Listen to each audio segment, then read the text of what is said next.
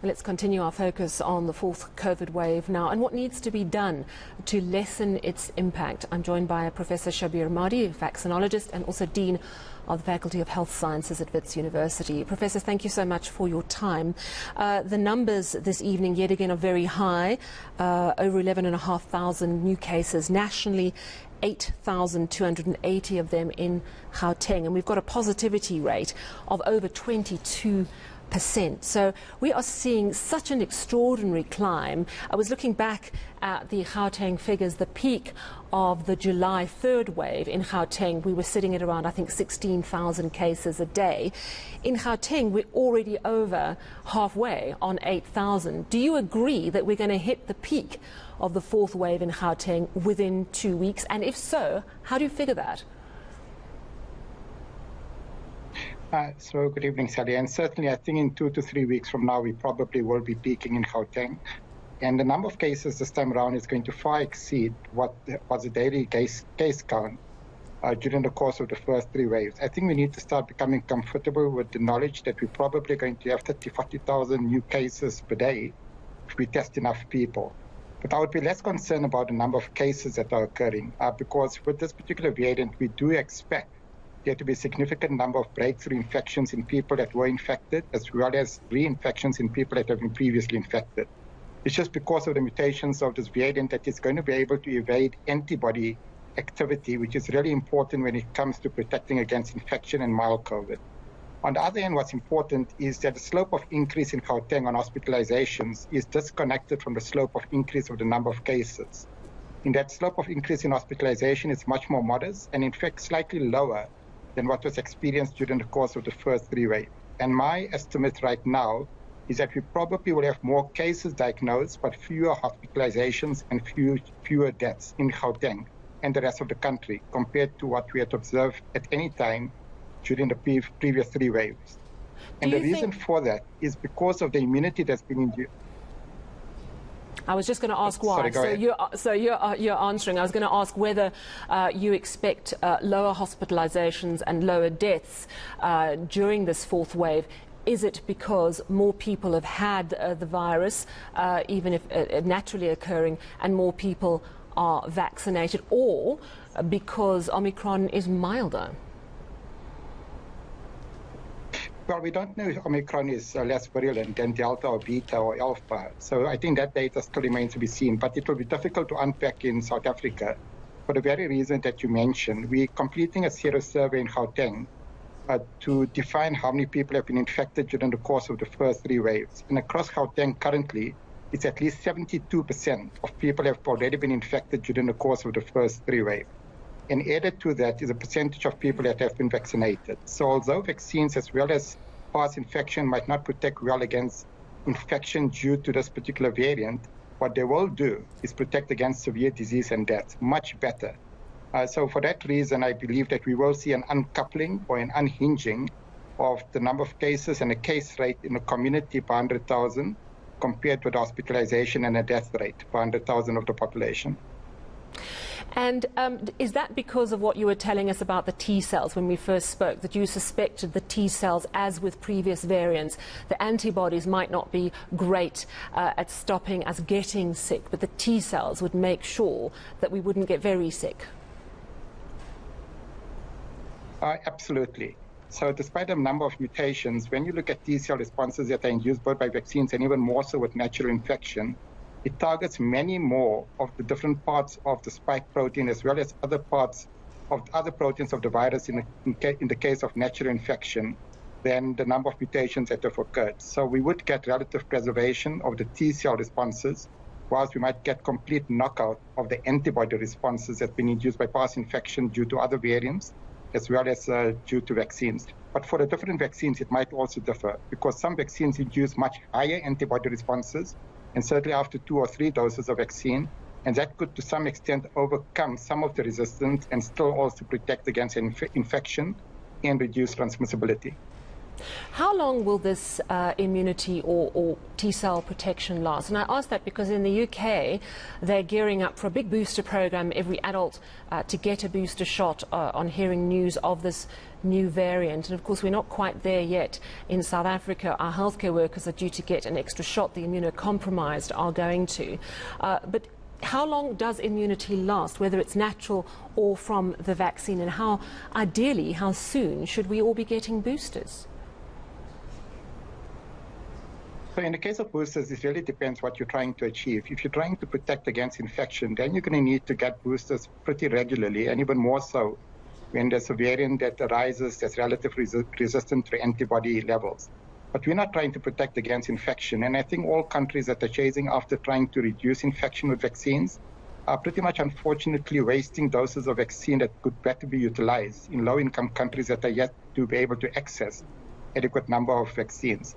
When it comes to how long does this T-cell or these memory responses last, and it's both T-cells as well as antibody-producing cells that develop into memory cells, and they're re-stimulated when a person is re-exposed to the virus.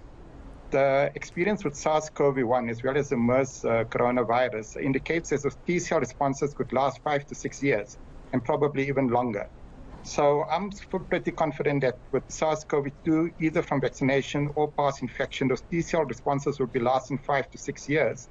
But at the same time, there's certain individuals that would benefit from a booster dose of vaccine. And those are people above the age of 65 and people with underlying immunosuppressive medical conditions, because 2 doses of vaccine in those individuals is probably around about the equivalent of a single dose in an otherwise healthy individual. So they need to be boosted, both for the antibody responses as well as the T-cell response. Yeah, because my next question was going to be, if 72% of people in Gauteng have got some form of immunity from having had the virus before, why do we need to have this big vaccine drive? Can't we just relax? Aren't we basically getting our heads around this pandemic? It's becoming an epidemic and a bit more like flu? So unfortunately, we don't know who the other one-third is. In addition to which, like I mentioned, high-risk individuals, even if they've been previously infected and even if they've received 2 doses of vaccine, and these are people above the age of 65 and people with immunosuppressive conditions, they still remain susceptible to severe disease. And if they get that additional booster, and if they've been previously infected and they get another dose of the vaccine, that's going to enhance their T-cell responses as well as the antibody responses.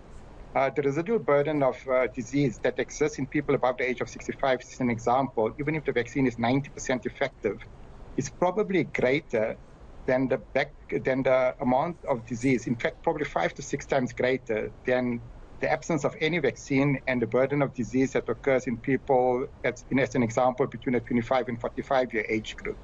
So it's really important for us when we're rolling out these vaccines and trying to heighten the coverage. Again, we have to get to 90% of people above the age of 50, I would say, that needs to receive the doses of vaccine, more so than rather than quantity of vaccines that we use. That should be our focus. I want to ask you about children and young adults with COVID. We have had reports from the NICD saying that hospital admissions from COVID in Tshwane, 10% of them are little ones. In Chris Hani Baragwanath, the head of the ICU, telling us that there are youngsters, that the demographic is changing. It's people in their 20s and 30s who are having to take supplemental oxygen. What's that about? So there's 2 parts to it. In terms of the 20 to 30-year age group, as an example, it appears that this virus really spread rapidly in that particular age group, initially because of the outbreak that was being experienced in Tshwane at the university and the surrounding area. So there is an uptick of hospitalization in that particular age group, but really a modest uptick in hospitalization. When it comes to the younger children, we really need to be careful how we interpret the data. And I'm very close. In fact, I was at Baragwanath Hospital today. I spoke to physicians last night. And what happens at Baragwanath Hospital is that all children that are admitted to the pediatric wards, the children's wards, are tested for the virus, irrespective for what reason they're being admitted. When the NICD reports the cases, they don't discriminate between children that are being admitted for COVID versus children that are just testing positive coincidentally. Now, when you experience a surge of the virus, as we're currently experiencing in Gauteng, if you go into the general population, people that are walking around, and especially at the time of the peak, between 15 to 20% of people will be infected with the virus but not know about it.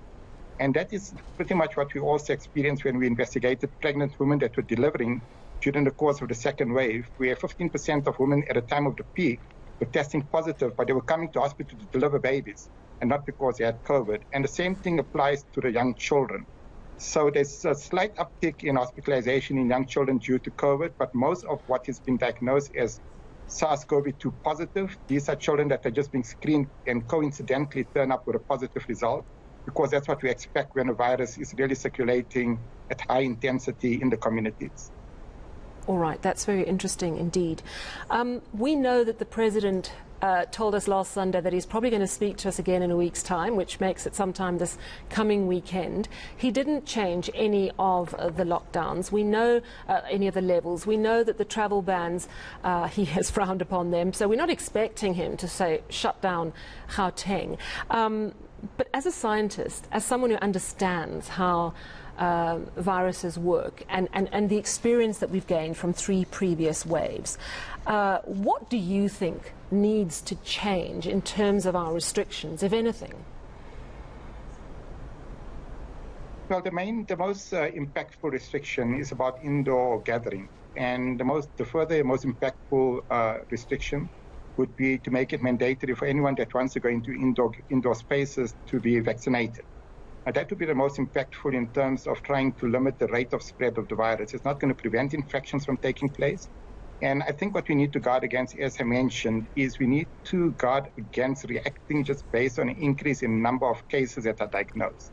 Our eye needs to be firmly on the ball in terms of with regard to the number of hospitalizations. And we've got sufficient modeling tools now to be able to predict 2 to 3 weeks in advance whether healthcare facilities are going to become overwhelmed. And that would be the time to act, to go to higher levels of restriction, to try to avoid hospitalizations that can be averted in the immediate future. And usually that ends up being trauma cases, which is usually a consequence, unfortunately, of alcohol abuse in a South African context. But we cannot be seen to be reacting to high number of cases simply because they've been reported. It's all about hospitalization and death that we need to keep our eye on.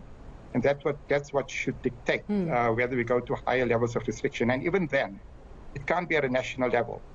This wave is going to differ across the different provinces. Those sort of decisions has to be a provincial decision rather than a blanket decision across the country. The last time around, many provinces didn't benefit at all, and in fact just suffered because of the economic hardship that was inflicted with those lockdowns.